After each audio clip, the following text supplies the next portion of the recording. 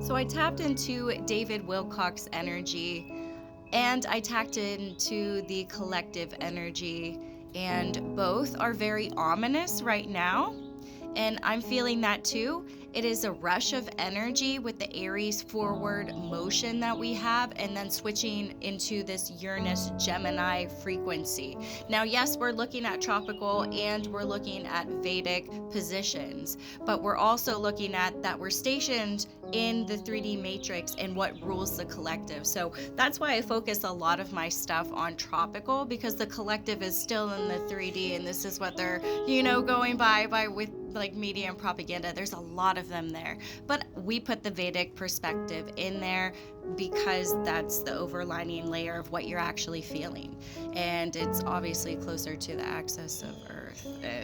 But it doesn't really matter about that. But it does matter about the elites knowing what is going on in planetary alignments, energy-wise frequency, because they know there's a timeline that is coming. And David Wilcock talked about that timeline consistently. There were a lot of people that started going missing due to the amount of information and the depth of information that has been hidden from humanity for a really long time on a whole bunch of different branches. It's been compartmentalized by on every level that you can imagine, and the people are just finding out about it right now. So there's a forward motion because there's a deadline coming up. And David Wilcock talked about this. He talked about plasma consciousness. He talked about source field. That's plasma consciousness. That's literally the source. So if you have religion that is a controlling factor in the way that you think and the way that you consume,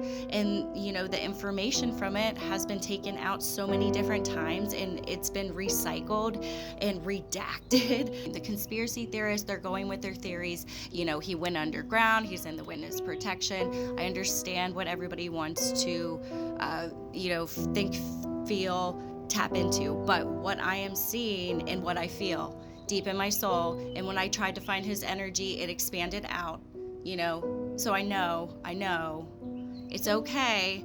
But David gave us information, and he gave us a frequency to push past a certain barrier. Uranus is going into Gemini. This is a really big communication opener. This is saying that, hey, enough is enough. There's a lot of information that's going to be spilling out very rapidly, thousands of different things a day. It's going to be really hard to keep up with.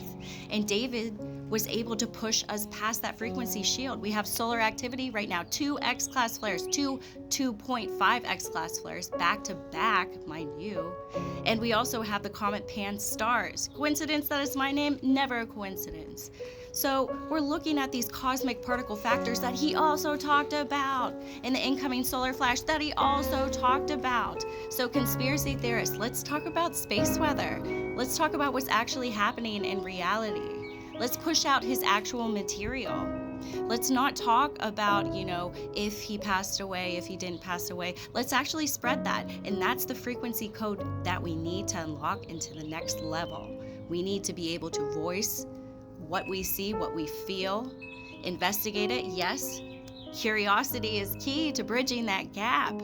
So if we bridge that gap and we remember David's work and all the passion and love and creative arts and, intelligence the man had, like undeniable intelligence, instant frequency match with hit like him.